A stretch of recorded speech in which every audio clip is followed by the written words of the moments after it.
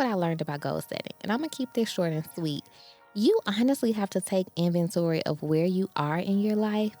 You have to really get an understanding of where you're trying to go, and then you have to write everything down. Like, those three things are the real blueprint to making your goals reality.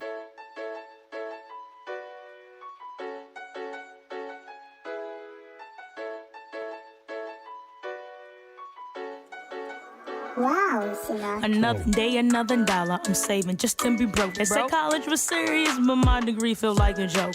4 years or less, I'm saying I got it done. No plan, just to end up at my mom's after I told her I wasn't staying. Well, here we are. No question, I'm a star. Just got some light years to travel, but it's just so far. But I'ma make it though. Make sure you get your focus right. You coming too? It's about to be one hell of a ride. Yeah, this adults and stuff is crazy. They ain't warn us about this. I'm supposed to live my best life on an unpaid internship. How I'm supposed to find my husband? Everybody running game. I guess the more things change, the more they stay the same. Went from worrying about on flow to running from Uncle Sam. Now I understand why student accounts never gave a damn. Saving accounts be slipping, trying to work out, but I'm tripping. I forgot health insurance. Oh, I'm my mom's until I'm 26, so I gotta pay these student loans. That's adulting. With the score doing the most. That's adulting. Moving out of mom's house. That's adulting, but it's all gonna work out. That's adulting. I need a legal side hustle. That's adulting, cause these bills got me in trouble. That's adulting. Journey's course is never planned. That's adulting. Just leave it in God's hands, cause that's adulting.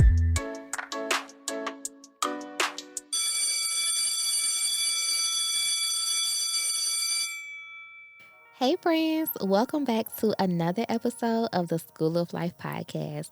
Now look, before y'all come for me for being all late and wrong with this topic, I don't want to hear it. I do not want to hear it because you know what?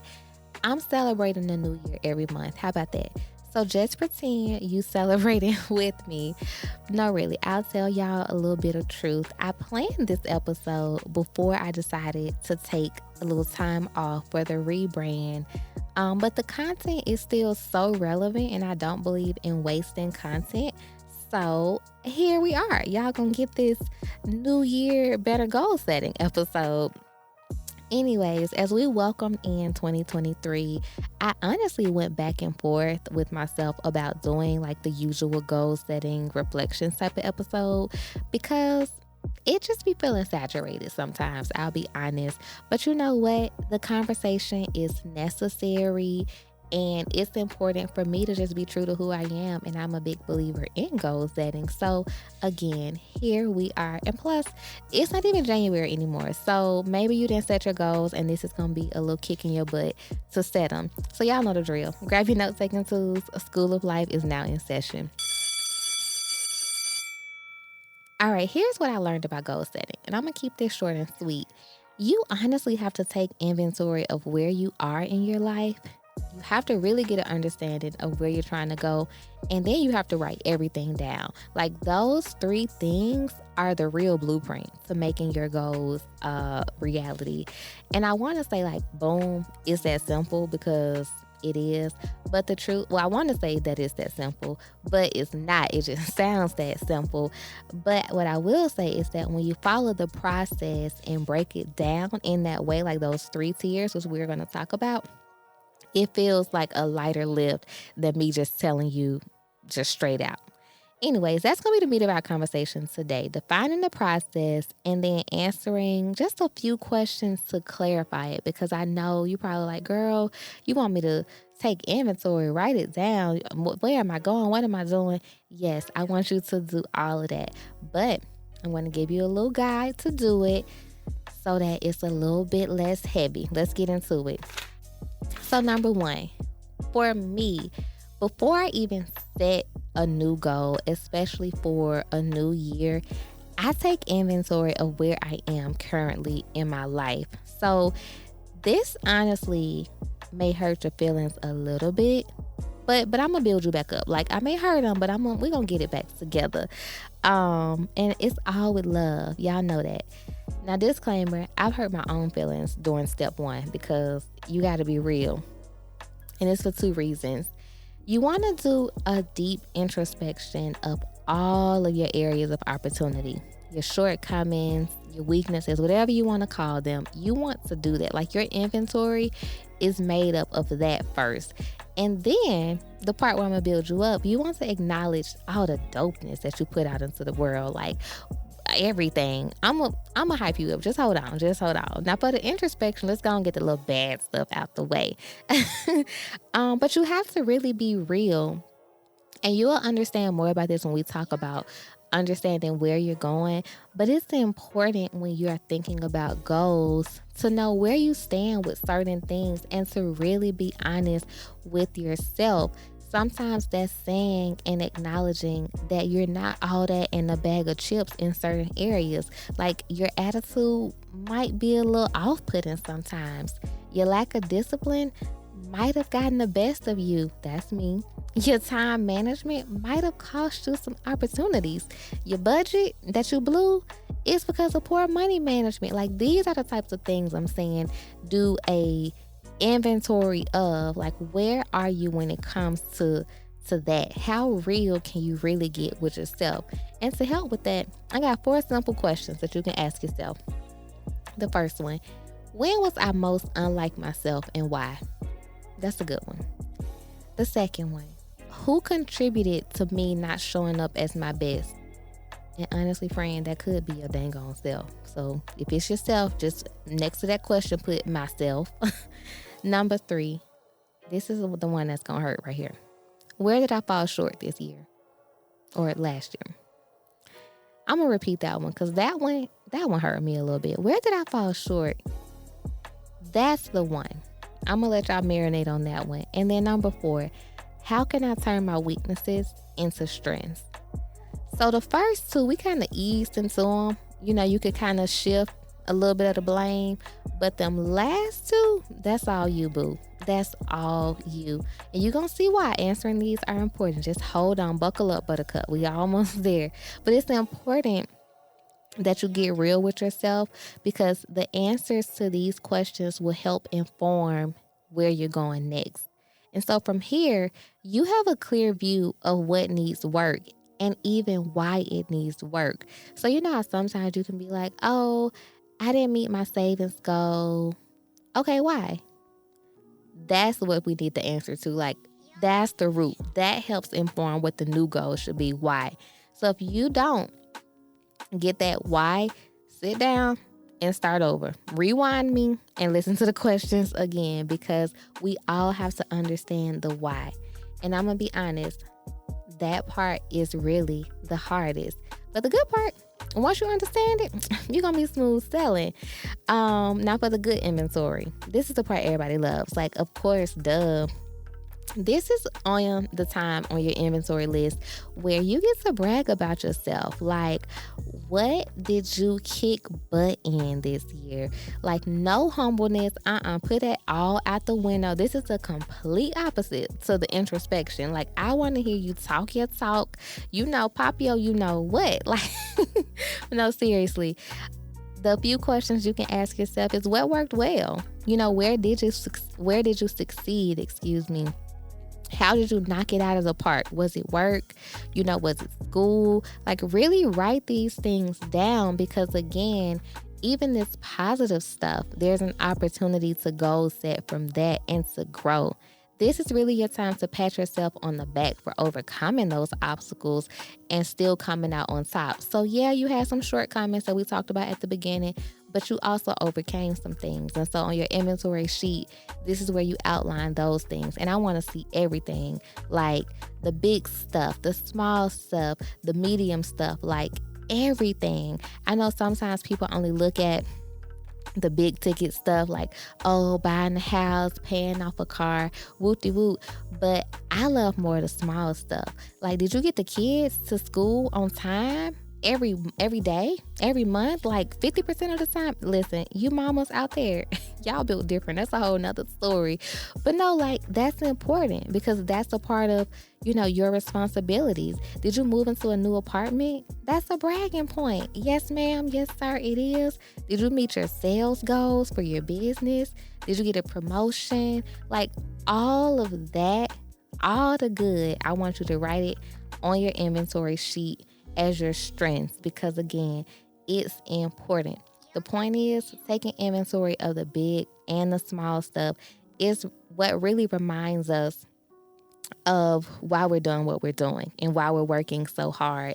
Sometimes, and this is just a little tangent, sometimes people will measure an accomplishment by how big it is, but to me, it's about how complete it is, period. That's how I measure my accomplishments. Big, small, medium, you can call it whatever. If it's done, it's done, okay? So make sure on your list you got your introspection and be real, and you have your strengths and what worked well. That's your number one, doing a little deep dive. Number two, we have to know where we're going. So our inventory helps us kind of get a pulse of what worked and what didn't. And that's really the whole premise of it, because goal setting, to me at least, requires a sort of reality check that we don't always give ourselves, which is why sometimes people miss the mark, if I'm going to be for real. They sometimes will set goals that are so big, they're unrealistic for the circumstances. Not saying that they're like too big for life. They're just too big for where you are right now. And that's why the inventory is important, because you have to understand where you've been and where you are. Now, I'm not no hater. I'm not saying don't dream big. Please, baby, the world is yours. But just be realistic and tackle your goals in bite sizes. So, for example, if you struggled to save $1,000 last year, 10,000 it just might be pushing it this year. So you may want to say, okay, I'm going to save 5. And then if you save the 10, you blew it out of the water. Does that make sense? Like, just be realistic about where you really are and what's really working. That's also why I say answer why. So if you struggle to save the 1,000, why was that? That's a good question. If you didn't invest in your craft, then you can't have a sold out year. Why is that? That's a good question. You see what I'm saying? Like, we have to set goals that match the reality of where we are, and then slowly but surely work our way up to the bigger picture. So how can we do that? I'm glad you asked. We're going to use our inventory from step 1, because you want a game plan from that, so you understand what didn't work so well and kind of work backwards. Stick with me. So we're going to go back to our money saving goal. If you didn't save the money, why didn't you? And what can you do better? And the answer to that, what can you do better? That's your new goal. If you weren't disciplined, Jacqueline Washington, y'all know I be talking to myself sometimes. What will help you become disciplined? That answer to what will help you, that's the new goal. If your attitude was stinky the whole year, how can you fix it? That's the answer. The answer is your new goal. You'll see the logic. So you taking your needs, work, introspection side of the inventory list, you figure out a solution, and the things that are your solutions are your new goals. I'm too good at this. I'm too good. And it's the same thing it's the same thing for what worked well. But in this case, you want to think about how can you make sure they continue working well. So for the things that worked well, we're not asking why they worked well, but how can we make sure they continue working well? Now, this part can get a little tricky, I'll be honest, because it's also where you can expand those goals. This is really where the big picture kind of comes into play, because once something has moved once something has moved into, your I did that list, your check, this went really good, you can then grow it. So for example, if you paid off your car, maybe you can now use that extra money to invest in something. So the idea is that once something is like in your positive bucket, you grow from there. So I hope that makes sense. Like, I wish I could see y'all's faces so I could break it down and write it on the whiteboard. But the idea, again, is that all of your things that worked well, think of how to grow those things. And that's where your big dreams come from. Like, that's where the big goal setting comes into play. Another example is like if you moved into a new apartment, maybe you wanted to set up a content corner so you can start YouTubing, so you can, do your makeup stuff and start getting sponsorships. Like, that's where that comes into play. But you couldn't do that if you didn't move into the new apartment. You see what I'm saying? Like, it works hand in hand. The idea, though, is that once the work is done, you grow it. That's it. In both cases, the point is simple. You ask yourself, how can I make this better? That's it. Those answers make up your new goals. Simple. Number 3 is goal setting. After you've done your personal assessment and you spent time getting clear on where you're headed, answer all the questions, y'all, this one real simple. You got to write that thing down. Put it in your phone, whatever. Use your Apple Pencil. You have to put it somewhere. And look, don't argue with me about it being in your head and on your brain or stored away in your dreams. Whatever. How people be just saying anything. That is not going to work. It's just not. In fact, it's a stat out there, and y'all have heard this since like elementary school. 42% of people are more likely to achieve the goals that they write down. Like, come on, y'all. We're not arguing with the science. We're not doing that. So when I say write it down. And don't get me wrong, you don't have to be all elaborate. You don't have to go buy a $80 notebook. You ain't got to do all of that. The Notes app will work just fine. A piece of paper stuck on the refrigerator. I don't care what it is. Get a pen and a piece of paper. Get your finger and your phone and put it somewhere. Now, I personally write mine down old school in my little gold goals notebook, and I create digital vision boards with Canva. But you ain't got to do all that. Like, you ain't got to do what I do, but it got to be written somewhere. With that, when you write your goals down, it's helpful to actually see them. So you're taking them from your brain to a piece of paper. In some kind of biological way, you begin to keep them at the forefront of your brain. I'm not a scientist. Y'all know I work in communications, but I'm going to just say, once you take them from the brain to the paper, they just stay on the top of the brain. That's what I'm going to say. Like, that's my science for the day. And look, I don't make the rules, but that rule makes sense right there.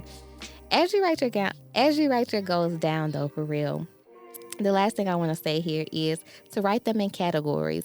And your categories may be different than someone else's.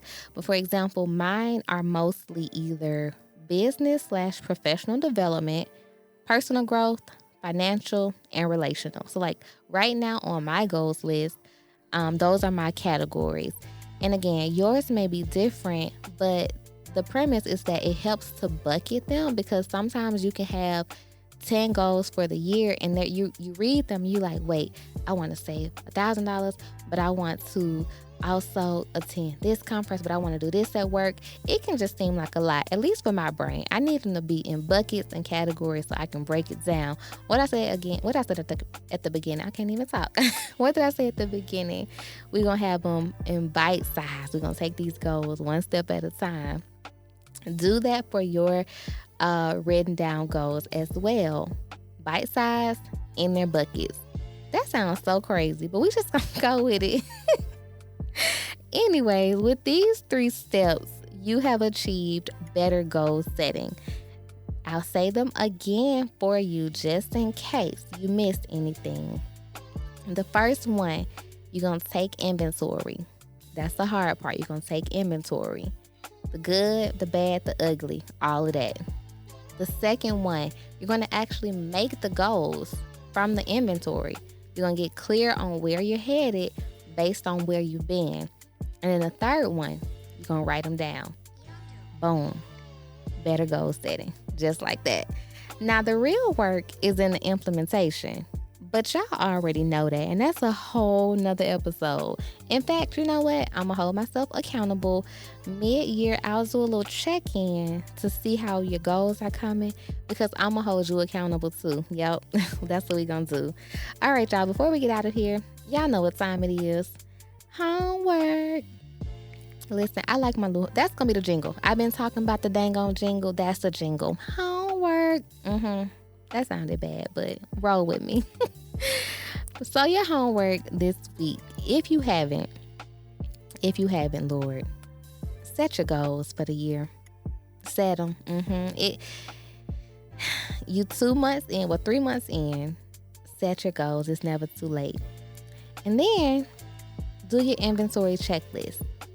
I think the inventory checklist is the most important part because it really helps you align with where you are realistically and with the circumstances, of your situations. And when I say circumstances, that's not always bad. Like, you could be in a good circumstance, you could be in a good situation, but the inventory just in general helps put so many things into perspective. So I said it again. I feel like I got tongue-tied. Clearly, I'm too excited. Y'all know when I talk, when I'm excited, I talk too fast. Words be all over the place. For your homework this week, if you have not done so, set your 2023 goals using the inventory method that we talked about. And if you have set your 2023 goals, go back and still do the inventory that we talked about, the little checklist, to make sure that it all aligns. Get it? Got it? Good. Last thing, y'all know I'm serious about this voicemail. I want to hear from you. Share your goals with me. Let me know where you're listening from. Head to schooloflifepodcast.com. Click the microphone icon at the bottom of the page and just send me a little note. Let me know what's going on. You may even get featured on the show. Never know. All right, friends. That wraps up another episode of the School of Life podcast. As always, I hope you learned something new or gained some type of new life insight, because that is why this podcast exists. Listen, y'all know we all in this together. Keep fighting, keep pushing, keep evolving. Talk soon.